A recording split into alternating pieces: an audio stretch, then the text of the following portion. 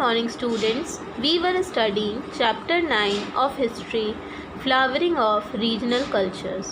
Today we are going to study about painting. Before the Mughal school of painting was established, there was already an existing tradition of painting in India. अब Mughal school जो था painting का, उसके established होने से पहले already जो परंपरा थी पेंटिंग की वो भारत में एग्जिस्ट कर रही थी. The skill of Indian painters can be seen in the statues, murals and caves like Ajanta. और जो स्किल थी हमारे इंडियन पेंटर्स की वो देखी जा सकती है स्टैच्यूज़ में, म्यूरल्स में और केव्स, गुफा जो कि अजंता है उसके द्वारा हम देख सकते हैं कि जो हमारे इंडियन पेंटर्स हैं वो उनकी स्किल कितनी अच्छी है. So the miniature tradition of painting developed during the medieval period. जो मिनिएचर ट्रेडिशन है पेंटिंग का वो कब डेवलप हुआ? मेडिवल पीरियड में. ठीक है. Miniatures as the name suggest are small paintings composed in colour on cloth or paper. अब जैसे मिनिएचर नाम है वो क्या बता रहा है कि ये स्मॉल पेंटिंग्स होती हैं जो कि कंपोज की जाती किस कलर में. ठीक है. किस पे? कपड़े पे या फिर पेपर पे. The earliest miniatures were made on palm leaves और वुड. और पहले जो मिनिएचर्स थी वो किस पे बनाई जाती थी? पाम लीव्स पे, पत्तों पे या फिर लकड़ी पे. Beautiful miniature paintings were made in western India to illustrate Jain text. और खूबसूरत मिनिएचर पेंटिंग्स जो थी वो बनाई जाती थी वेस्टर्न इंडिया में जैन टेक्स्ट को इलस्ट्रेट करने के लिए, एक्सप्लेन करने के लिए जैन टेक्स्ट को. Paper was introduced in India during the 13th century. Paper जो था वो हमारे इंडिया में 13th सेंचुरी में इंट्रोड्यूस हुआ. This change the face of art in India. और इसने जो कला है, आर्ट का जो फेस है उसे चेंज कर दिया भारत में. Miniature painting flourished in India under the Mughals. और मिनिएचर पेंटिंग जो थी वो स्प्रेड हुई इंडिया में मुगल्स के अंडर में.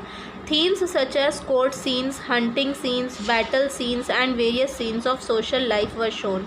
और जो थीम्स थी वो कैसी थी? कोर्ट की सीन्स और हंटिंग, शिकार करते हुए सीन्स, या फिर बैटल सीन्स, युद्ध के सीन्स, या फिर वेरियस जो अलग अलग सामाजिक लाइफ से जुड़े हुए जो सीन्स थे वो दर्शाए गए.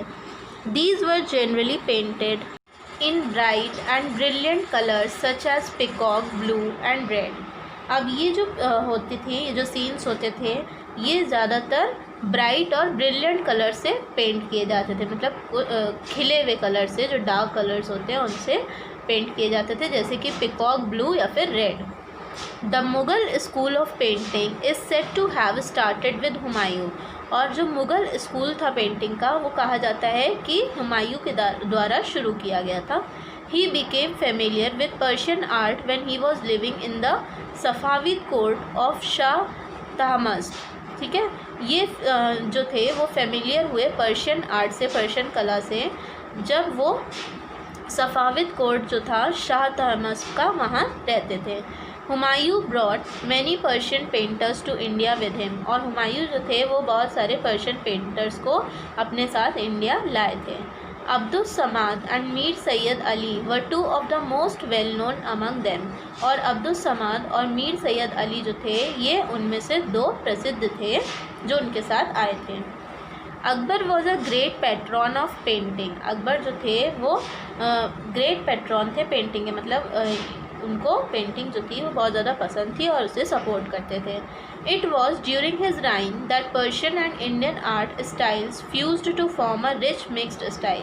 और उनके समय पे, उनकी सल्तनत के टाइम पे पर्शियन और इंडियन आर्ट जो थी, स्टाइल जो थी, ये दोनों फ्यूज़ होके फॉर्म किया इन्होंने रिच मिक्सड स्टाइल को. ठीक है. इन दोनों ने मिलके एक मिक्सड स्टाइल बनाई. During his reign European methods such as the element of perspective. और उनकी राइन में जो यूरोपियन मेथड्स थे जैसे कि element of perspective which showed distant objects realistically were introduced. मतलब जो एलिमेंट थे पर्सपेक्टिव के, जो देखने का नज़रिया था, वो इस तरह ऑब्जेक्ट्स दिखाए गए कि जैसे कि वो रियल हो. उस तरह की पेंटिंग्स जो थी वो इंट्रोड्यूस हुई. The use of light and shade chiaroscuro could also be seen। और जो लाइट का इस्तेमाल था, शेड का इस्तेमाल था और चियारोस्कोरो का इस्तेमाल था, ये क्या था? The way light and shade are shown, किस तरह से लाइट और शेड जो है वो दिखाए जाते हैं। द कंट्रास्ट बिटवीन लाइट और शेड को चियारोस्को कहते हैं, ये भी देखा गया।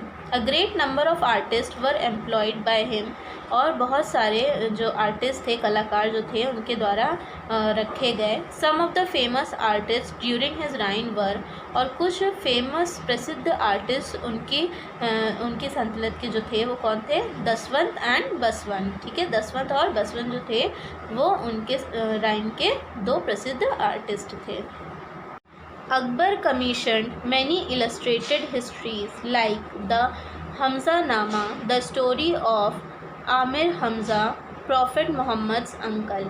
अकबर ने बहुत सारी हिस्ट्रीज़ जो थी, हमज़ानामा जो कि स्टोरी थी अमीर हमज़ा की, और जो कि प्रॉफिट मोहम्मद के अंकल थे, और रज़्मनामा जो कि पर्शियन ट्रांसलेशन था महाभारत का। ठीक है, रज़्मनामा जो था वो पर्शियन में महाभारत को ट्रांसलेट किया था, वो था रज़्मनामा। और तिमूरनामा, बाबरनामा और अकबरनामा, ये सब अकबर के टाइम पे कमीशन किया गया, इलस्ट्रेट किया गया, इनकी हिस्ट्रीज़ को, इतिहास को बताया गया पेंटिंग्स के द्वारा। Less emphasis was given to book illustration during Jahangir's reign, और जहांगीर के समय पे कम एम्फेसिस दिया गया बुक किताबी एक्सप्लेनेशन को। However miniature painting reached its peak under him, और हालांकि जो मिनिएचर पेंटिंग थी उसने अपनी पहुंच उन्हीं के अंडर में बनाई।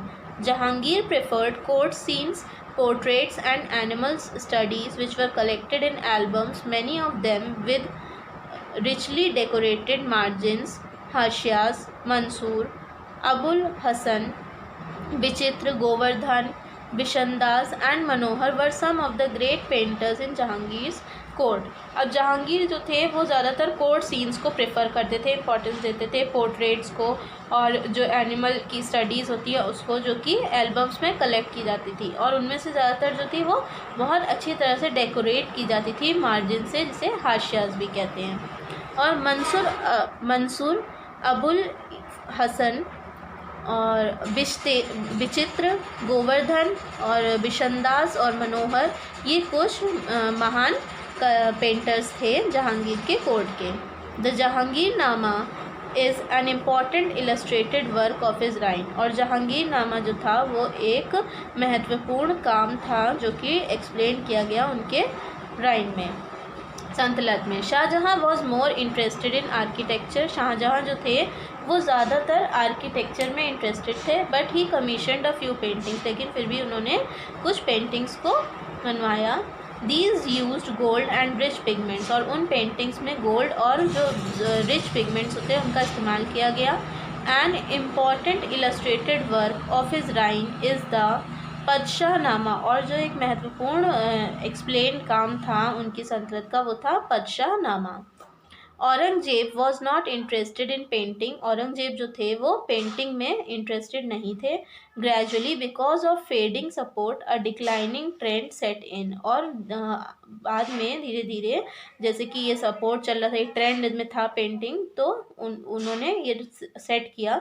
Various artist from the Mughal court moved on to the courts of the emerging regional states. अब बहुत सारे कलाकार जो थे वो मुग़ल कोर्ट से मूव करके उन कोर्ट्स में चले गए जो कि दूसरी जगह पे, जो दूसरे क्षेत्रीय राज्य थे वहाँ पे एमर्ज हो रहे थे।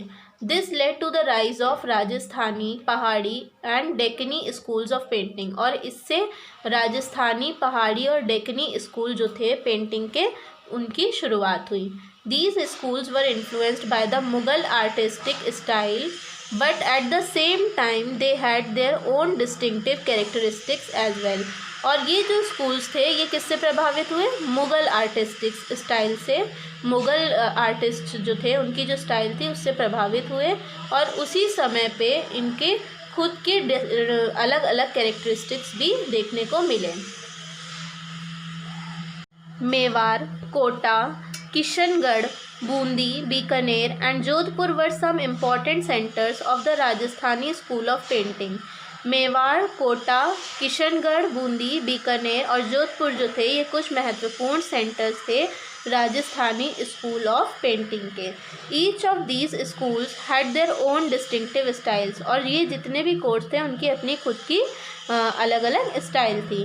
Court scenes, portraits, nature scenes, poetry and themes from mythology like the Radha Krishna story were commonly shown. और जो कोर्ट सीन्स होते थे, पोर्ट्रेट्स होते थे, नेचर है ना, प्राकृतिक सीन्स जो होते थे, पोइट्री की और थीम्स जो होती थी मैथोलॉजी की, जैसे कि राधा कृष्ण की जो स्टोरी है, ये ज़्यादातर दर्शाई जाती थी। Next is music.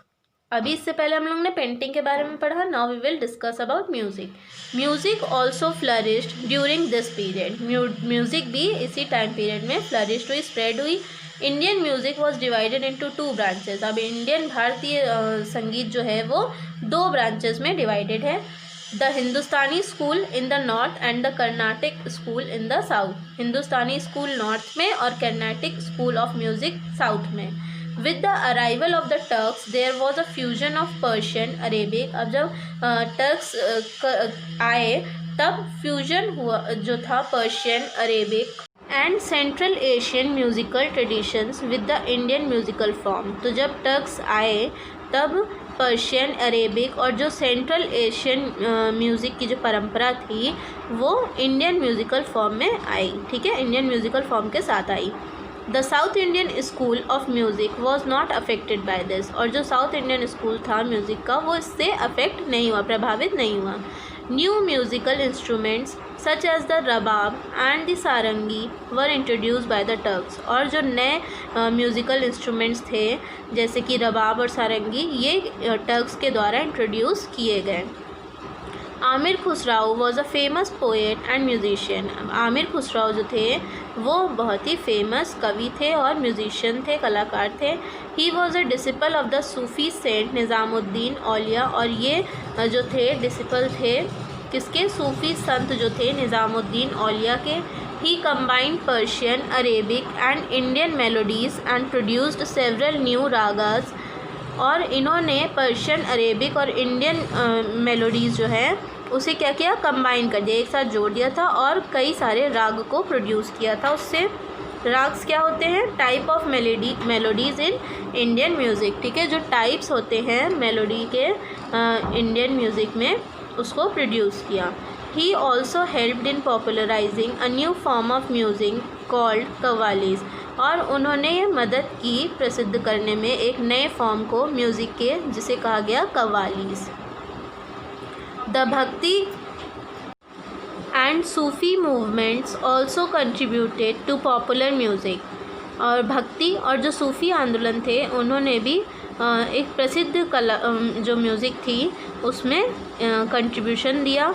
The Sufis organised samaj which were musical gatherings where both the common people and the skilled musicians could participate। जो सूफ़ीज़ थे उन्होंने ऑर्गेनाइज़ किया समाज जो कि एक म्यूज़िकल गैदरिंग थी। ठीक है, जहाँ पे लोग गैदर होते थे म्यूज़िक के लिए, जहाँ पे दोनों कॉमन पीपल और स्किल्ड म्यूजिशियंस जो थे उन्होंने पार्टिसिपेट किया।